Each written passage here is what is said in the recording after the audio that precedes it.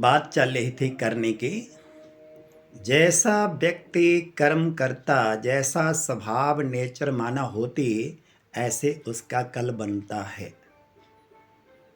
कई लोग क्या करते हैं, अंतिम समय अंतिम घड़ी आती चारपाई के नीचे फेंक देते हैं कि उसको जमीन मिल गई, हॉस्पिटल मरा, ऐसे जगह मरा।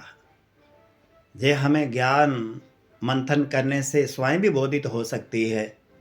जिसके कर्म अच्छे हैं, दिव्य गुण स्वयं में लाए हैं, दुनिया से दुआएं कमाई हैं, एकदम कायदे अनुसार अपने को चढ़ती कला में नित्य दिन लेता आ रहा हो, और ऐसा जीव कभी कहाँ भी शरीर छोड़े, उसकी करनी उसकी चार चांद लगा देती है।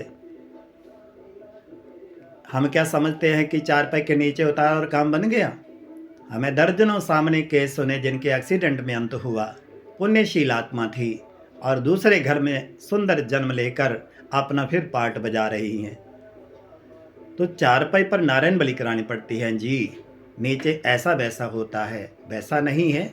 नारायण बलि की परिभाषा ये भी है कि जीते जीते चारपाई पर, मतलब हमें अच्छी वाली अवस्था में नारायण जैसा बनने के लिए अब गुणों की बलि चढ़ानी है, बुराइयों को छोड़ना है, गंदगी को छोड़ना है, कुकृतियाँ छोड़नी है।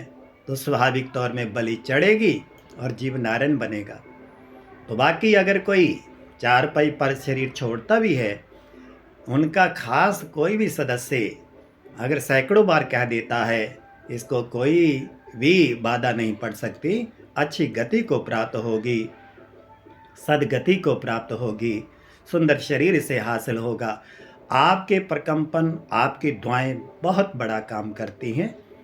इसलिए ऐसा मत करें कि प्राणी अंतिम समय पर अंतिम घड़ी में जब आता एकदम चारपाई के नीचे पटक देना, ऐसा नहीं।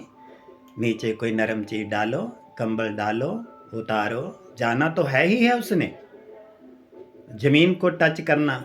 ये पता नहीं किस व्यक्ति ने शुरुआत ऐसे बोल दिया और सभी प्रणाली रूढ़िवादी बनी रहती है। इसीलिए बड़ी शांति से परमात्मा की याद से उस प्राणी को विदाई दें, और कदाचित भी ऐसी हरकतें ना हो जिनको हम कहते हैं कि पूरी समझ नहीं बरती उस प्राणी के लिए अंतिम समय। तो परमपिता परमात्मा भी कहते हैं, बच्चे आने वाले समय में शरीर कैसे कैसे छूटेंगे, कौन कराएगा नारायण बलि। कोरोना के समय कौन नारायण बलि हो रही थी, कौन चारपाई के नीचे उतार रहा था।